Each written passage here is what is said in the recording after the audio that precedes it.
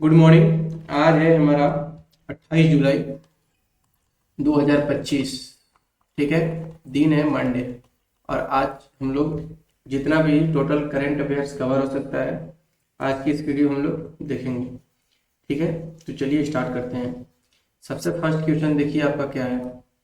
First question है आपका, हाल ही में किस देश ने ग्रीन हाइड्रोजन समझौते पर भारत के साथ समझौता किया है। हाल ही में किस देश ने ग्रीन हाइड्रोजन समझौते किस पे ग्रीन हाइड्रोजन समझौते पर भारत के साथ समझौता किया है। Option A Japan, option B Germany, option C Australia, option D America. तो option C is the correct answer हो जाएगा। ऑस्ट्रेलिया ने हाल ही में ग्रीन हाइड्रोजन समझौता भारत के साथ समझौता किया है। कौन सा समझौता? ग्रीन हाइड्रोजन समझौता। किसने किया है? ऑस्ट्रेलिया ने किया है। ठीक है, चलिए देखते हैं इसका। देखिए क्या बोल रहा है, भारत और ऑस्ट्रेलिया ने हरित हाइड्रोजन यानी ग्रीन हाइड्रोजन उत्पादन और निर्यात में सहयोग बढ़ाने के लिए एक समझौता पर हस्ताक्षर किया है। किसके निर्यात में? तो ग्रीन हाइड्रोजन के उत्पादन और निर्यात में सहयोग बढ़ाने के लिए एक समझौता पर हस्ताक्षर किया है। यह समझौता दोनों देशों के बीच ऊर्जा सुरक्षा और स्वच्छ ऊर्जा के लिए एक बड़ा कदम है। किसके लिए? ऊर्जा सुरक्षा और स्वच्छ ऊर्जा के लिए यह एक बड़ा कदम है दोनों देशों के लिए। कौन कौन देश? भारत और ऑस्ट्रेलिया के लिए। ठीक है, चलिए नेक्स्ट है सेकंड। हाल ही में किस खिलाड़ी ने विंबलडन, ठीक है, क्या बोल रहा है, हाल ही में किस खिलाड़ी ने विंबलडन 2025 का पुरुष एकल खिताब जीता है।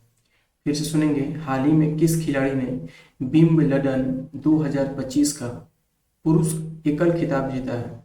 तो ऑप्शन ए करेक्ट हो जाएगा, कार्लोस अल्कराज। ठीक है, कार्लोस अल्कराज ने हाल ही में विंबलडन 2025 का पुरुष एकल खिताब जीता है। ठीक है, चलिए इसका देखते हैं। देखिए क्या बोल रहा है, स्पेन के कार्लोस अल्कराज, जो कार्लोस अल्कराज है वो कहाँ के हैं? आपका स्पेन के हैं। ठीक है, ने शानदार प्रदर्शन करते हुए विंबलडन 2025 पुरुष एकल खिताब जीता। यह उनका तीसरा ग्रैंड स्लैम खिताब है। ठीक है, क्वेश्चन क्या बन सकता है, कार्लोस अल्कराज कहाँ के थे? तो ये आपके स्पेन के हो जाएंगे। ठीक है, और ये उनका कौन सा, मतलब कि कितना बार ये ग्रैंड स्लैम किताब है? तो ये तीसरा ग्रैंड स्लैम किताब है। ठीक है, तीसरा है। ध्यान से पढ़ना है, जो मैं यहाँ पे बता रहा हूँ उसको ध्यान से चीज़ों को नोट करते चलना है, रिवाइज करते चलना है। फिर से देखेंगे इसको क्या बोल रहा है। देखिए स्पेन के, ठीक है, जो कार्लोस अल्कराज है वो कहाँ के हैं? स्पेन के हैं। ठीक है, ने शानदार प्रदर्शन करते हुए विंबलडन 2025 पुरुष एकल खिताब जीता। यह उनका तीसरा ग्रैंड स्लैम किताब है। ठीक है, कार्लोस अल्कराज का तीसरा ग्रैंड स्लैम किताब है। ठीक है, नेक्स्ट देखते हैं थर्ड नंबर। 2025 में भारत की पहली सेमीकंडक्टर फैब्रिकेशन यूनिट कहाँ स्थापित की गई। क्या बोल रहा है, 2025 में भारत की पहली सेमीकंडक्टर फैब्रिकेशन फैब्रिकेशन यूनिट कहाँ स्थापित की गई। तो ऑप्शन बी गांधीनगर करेक्ट हो जाएगा। गांधीनगर कहाँ है? गुजरात में है। ठीक है, ठीक है, चलिए देखते हैं क्या बोल रहा है। भारत की पहली चिप निर्माण यूनिट गुजरात के गांधीनगर में स्थापित की गई है। क्वेश्चन पूछेगा, भारत की पहली चिप निर्माण यूनिट कहाँ स्थापित की गई है? तो आपका गुजरात का गांधीनगर हो जाएगा। ठीक है, गुजरात का कैपिटल सिटी, ठीक है, कैपिटल सिटी यानी गांधीनगर हो जाएगा इसका करेक्ट आंसर। क्या बोल रहा है, इसमें इससे भारत का आत्मनिर्भरता डिजिटल क्षेत्र और मजबूत होगी। क्या बोल रहा है, ये भारत की जो पहली चिप निर्माण यूनिट है वो गुजरात के गांधीनगर में स्थापित की गई है। ठीक है, इसमें भारत की जो आत्मनिर्भरता है, जो सेल्फ, वो डिजिटल क्षेत्र में और मजबूत होगी। ठीक ना, अगला देखते हैं फोर नंबर। ध्यान से समझेंगे तब। देखिए क्या बोल रहे हैं, किस भारतीय महिला खिलाड़ी को 2025 अर्जुन अवार्ड से सम्मानित किया गया है। किस भारतीय महिला खिलाड़ी को 2025 में अर्जुन अवार्ड से सम्मानित किया गया है। तो आपका ऑप्शन डी करेक्ट हो जाएगा। ठीक है, Harmanpreet Kaur, Harmanpreet Kaur, option D is the correct answer. ठीक है, देखिए भारतीय महिला क्रिकेट टीम की कप्तान, जो भारतीय महिला क्रिकेट टीम की कप्तान है वो अभी कौन है, तो वो आपके है हरमनप्रीत कौर। ठीक है, हरमनप्रीत कौर भारत के वर्तमान महिला टीम के कैप्टन है, को उनके उत्कृष्ट प्रदर्शन के लिए अर्जुन अवार्ड से सम्मानित किया गया। ठीक है, अर्जुन अवार्ड से सम्मानित किया गया किसे, भारत क्रिकेट टीम के जो महिला वाले क्रिकेट टीम होते हैं उनको, उनके कैप्टन को, हरमनप्रीत कौर को अर्जुन अवार्ड से सम्मानित किया गया। ठीक है, देखिए आवाज़ बेशक थोड़ा कम आ रही होगी, तो नीचे ही इसमें मेरा ही प्रॉब्लम है अपने सिस्टम में। तो ये क्या है, मेरे थोड़ा सा जो लैपटॉप जिससे मैं शूट कर रहा हूँ वीडियो, उसमें थोड़ा मतलब ये बहुत पुराना टाइप का हो गया, ठीक ना। तो एक लैपटॉप बस अब नया ऑर्डर करूंगा, तो धीरे धीरे आप लोग को सब चीज़ यहाँ पे प्रोवाइड कराऊंगा, ठीक ना। तो माइक भी मैंने ऑर्डर किया, वो बस किसी वजह से वो पता नहीं क्यों नहीं आ पाया, कैंसिल कर दिया गया उसको सेलर के द्वारा। माइक से थोड़ा प्रॉब्लम हो रहा होगा, लेकिन कहीं ना कहीं मेरा लैपटॉप भी हैंग कर रहा है, तो इसको भी बदल ही दूंगा कुछ दिन में। चलिए देखिए अगला क्वेश्चन देखिए, हाल ही में कौन सा राज्य भारत का पहला एआई शिक्षा मिशन लॉन्च करने वाला राज्य बना। हाल ही में कौन सा राज्य भारत का पहला एआई शिक्षा मिशन लॉन्च करने वाला राज्य बना, तो ऑप्शन ए करेक्ट हो जाएगा, Kerala. Option A is the correct answer.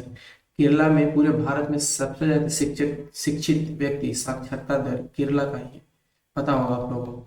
देखिए इसका विवरण देख लेते हैं, क्या बोल रहा है, केरल सरकार ने स्कूली शिक्षा में आर्टिफिशियल इंटेलिजेंस यानी एआई को शामिल करने के लिए विशेष शिक्षा मिशन शुरू किया है। ठीक ना, केरल जो सरकार है वो अपने शिक्षा की व्यवस्था में एआई का भी हेल्प लेगी, ये बोलना चाह रहा है। ठीक ना, चलिए नेक्स्ट देखते हैं, भारतीय अंतरिक्ष अनुसंधान संगठन इसरो ने हाल ही में कौन सा मिशन सफलतापूर्वक लॉन्च किया है, तो ऑप्शन सी निशार उपग्रह का, निशार उपग्रह का सफलतापूर्वक इसरो ने लॉन्च किया है, निशार उपग्रह, option C is the correct answer. देखिए इसरो और नासा ने मिलकर पृथ्वी के निगरानी हेतु निसार उपग्रह को लॉन्च किया। यह जलवायु परिवर्तन, भूकंप आदि का डेटा देगा। ध्यान से समझेंगे, जो निसार उपग्रह है उसको इसरो, ठीक है, इसरो व नासा जो अमेरिका का स्पेस एजेंसी है, ये दोनों मिलकर निसार उपग्रह लॉन्च किया है। और ये जो निसार उपग्रह है वो कौन से डेटा कलेक्ट करेगी, तो आपका भूकंप का डेटा कलेक्ट करेगी और आपका जलवायु परिवर्तन का डेटा कलेक्ट करेगी। ठीक है, कौन सा उपग्रह, निशार उपग्रह, निशार उपग्रह, जिसे भारत का इसरो और अमेरिका का नासा ने बनाया है, याद रहेगा।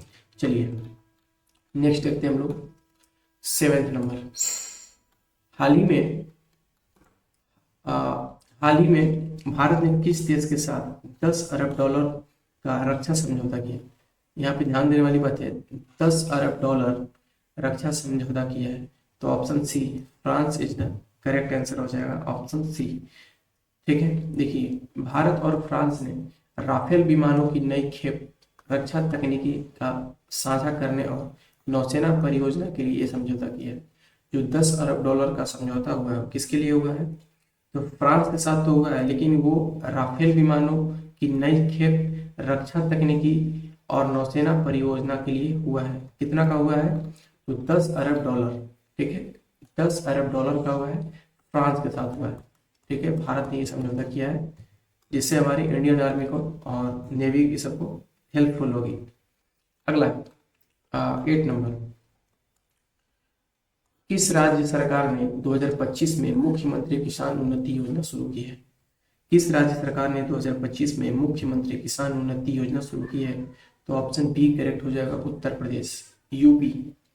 ठीक है, देखते हैं, देखिए इस योजना के अंतर्गत किसानों को स्मार्ट उपकरणों की सब्सिडी, बीमा और प्रशिक्षण प्रदान किया जाएगा। जो ये जो योजना है उसके तहत किसानों को स्मार्ट उपकरणों मतलब जैसे कि पंप हो गया, मशीन हो गया, मतलब ऐसे चीज जो मतलब किसान का काम आसान कर दे। ठीक है, उसका सब्सिडी, बीमा और प्रशिक्षण प्रदान किया जाएगा। किसके द्वारा किया गया है? ये उत्तर प्रदेश के द्वारा किया गया है। क्या चीज किया गया है? तो ये आपका किया गया है मुख्यमंत्री किसान उन्नति योजना। कौन शुरू किया है? उत्तर प्रदेश शुरू किया है। किस लिए किया है? ताकि किसानों को स्मार्ट उपकरणों की सब्सिडी और बीमा प्रशिक्षण प्रदान किया जाएगा। ठीक है, याद रखेंगे। नेक्स्ट है 9th नंबर, 2025 का नोबेल शांति पुरस्कार किसे दिया गया है? 2025 का नोबेल शांति पुरस्कार किसे दिया गया है? तो ऑप्शन डी, ठीक है, एलेक्सेई नावलनी यानी मोरू मरकोव। क्या लिखा है यार ये? टाइपिंग मिस्टेक नहीं, टाइपिंग मिस्टेक नहीं है, मरको प्रांत के, ठीक है, एलेक्सेई नावलनी मरनो प्रांत, ठीक है, मतलब ये मर चुके हैं। 2025 का नोबेल पुरस्कार, ये मेरे को कंफर्म नहीं है कि ये मरे हैं कि नहीं करे हैं, ठीक ना, इसमें थोड़ा सा डाउट है, बट इनको मिला है 2025 का नोबेल पुरस्कार। जो नोबेल शांति पुरस्कार है वो एलेक्सेई नावलनी को मिला है। ठीक है, ध्यान रखेंगे, थोड़ा हम भी थोड़ा कंफ्यूज हो रहे हैं, ठीक ना, इसीलिए मैं यहाँ पे गलत नहीं बताऊंगा। मेरे को अभी उतना कंफर्म पता नहीं है कि ये मरणोपरांत क्यों दिया है, ठीक ना, हो सकता है ये मर चुके होंगे, बट अभी मेरे को इनके बारे में आइडिया नहीं है, बता दूंगा अगले कल के लेक्चर में। चलो देखो इसका विवरण देख लेते हैं। देखो विपक्षी नेता, रूस के जो भी विपक्षी नेता है वो एलेक्सेई नावलनी को मरणोपरांत मानवाधिकार और लोकतंत्र के लिए उनके संघर्ष के लिए ये पुरस्कार दिया गया है। किसके लिए दिया गया है? तो ध्यान रखेंगे, इनको मिला है नोबेल शांति पुरस्कार। ठीक है, किनको मिला है? तो ये मिला है एलेक्सेई नावलनी को।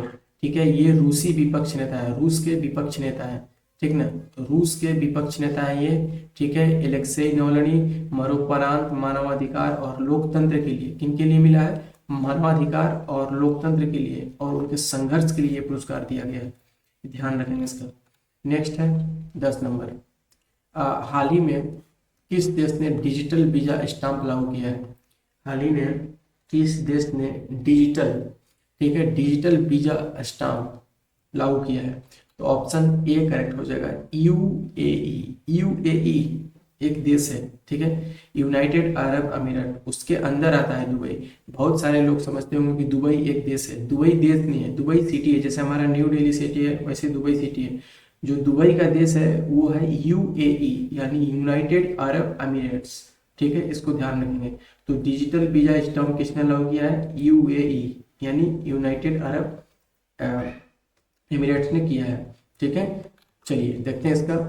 अब यूएई की वीजा प्रक्रिया पूरी तरह डिजिटल हो गई, यात्रियों को पासपोर्ट में फिजिकल स्टाम्प की आवश्यकता नहीं होगी।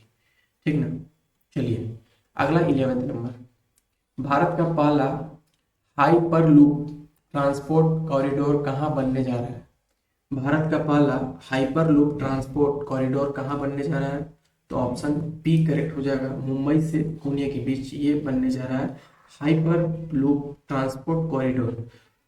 ठीक है, देखिए टेस्ला की सहयोगी कंपनी के साथ भारत ने हाइपरलूप ट्रैक बनाने का समझौता किया, जिससे यात्रा या समय केवल 30 मिनट का रहे। इसके साथ ये जो हाइपरलूप बन रहा है वो किसके सहयोगी से? तो टेस्ला का भी मालिक कौन है? इलोन मस्क है, तो उन्हीं के ये कंपनी के सहयोग से बन रहा है। ठीक ना, मतलब दोनों पार्टनरशिप करेंगे, हाइपरलूप ट्रैक बनाने का समझौता किया, जिससे यात्रा महज 30 मिनट ले, यानी मुंबई से आपका पुणे, मुंबई से पुणे आपका मात्र और मात्र 30 मिनट में दूरी को कवर कर लेगा, 30 मिनट में कवर कर लेगा अगर ये हाइपरलूप बन जाता है तो।